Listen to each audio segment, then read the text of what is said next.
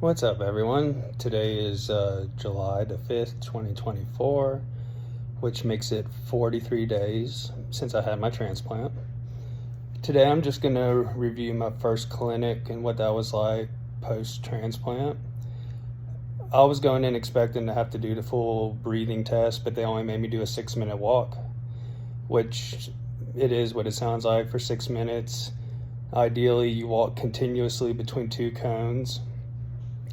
They're roughly 130 feet apart, and they count how many laps you did and how much oxygen you needed to do it. I did 12 laps, which is close to my average. I'm usually between 12 and 15. Sometimes I feel like each person counts it differently, but this was the first walk test since 2017 that I was able to do without oxygen. So that is pretty significant.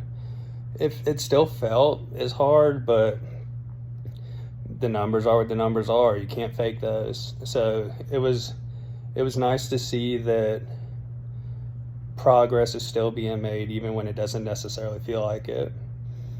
My blood work looked good too. My chest X-ray actually looked a lot better than the last chest X-ray that I had done, because I had some slight pneumonia, I think, consolidations, but they look pretty cleared up now, which is also good, knowing that the lungs are accumulating to me without causing too many issues. And a result of my last bronchoscopy, they did biopsies, and as of now, at least, I'm not in acute rejection, which is good, because at some point you get some kind of rejection, it seems. I'm sure there's some people that are many years out that still haven't, but the general consensus is that you will experience some rejection at some point, and this could be a combination of the infections you get or just the organ and the body not getting along. This happens a lot in other organs too, like your kidneys, pancreas, liver, etc. So they'll see me again in clinic in a few weeks, which is also nice because I was expecting to have to come to clinic multiple times a week. I just have to get a blood draw each week, and otherwise just focus on staying healthy and getting healthy. My strength is increasing. My legs are still pretty weak, like especially in the quads and the hamstrings. I'm slowly starting to integrate some light weightlifting with that, because at least for my upper body, where my cuts are still healing, I'm not cleared to do any weightlifting or heavy lifting for at least a couple more months. But my legs I can do stuff with, and if my legs are the weakest point of my body right now, even in spite of not being able to do anything with my upper body, my arms are stronger than my legs right now. It's it's mind-blowing that it's almost like my muscles were completely replaced or reset. I never would have guessed that there would have been that much of a drain on it. But each day is progressing, and I mean, that's all I could really ask for. The support system, which has been crucial to this process, has been good. My dad's been here the whole time, helping us, especially with helping Dana with managing both Ezra and Avery. Having kids and being younger and going through this, while from a transplant perspective, being younger is good. Like, your body can bounce back quicker and it can recover smoother.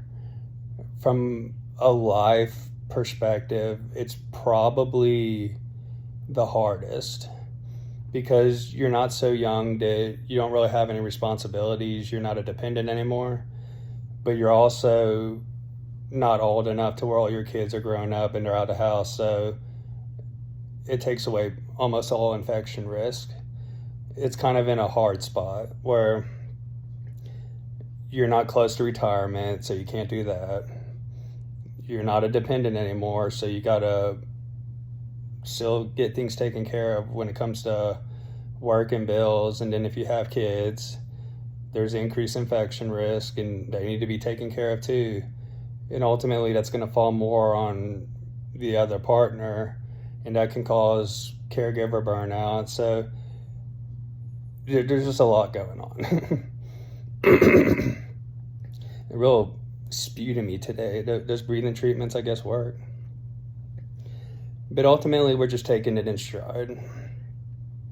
The first and foremost goal is to make sure that I'll live long enough to make this worthwhile, and so we don't want to do anything that jeopardizes that. But I'm slowly starting to do more normal things again. Like I was able to wash some dishes yesterday, and that was the first time in probably almost 8 weeks that I've done that, which is odd for me because I wash dishes a lot. But I'm just taking it easy, but at the same time pushing myself just a little, or else your progress will get stagnant. And I got to get used to doing more again. With all the hubbub and excitement of the transplant itself, there's like a window of, I guess, that first month or so where almost nothing else matters. But then it's like, all right, we got past that. It's time to get reintegrated in life again, and responsibility and everything comes back. So I'm approaching/starting that phase. But at the same time, I can't do too much at once, the way my mind would dictate. In this case, my body says you just can't. But there will come a point where my body will go along with it, but it still may be too much. So I have to just be better at regulating, doing stuff, but not overdoing it, which will be a balance, and mistakes will be made along the way, but ultimately it's working towards longevity. So that's about all I have for now. Thank you once again for seeing this life update and giving you a small glimpse into what recovery looks like. And y'all have a blessed day. Bye.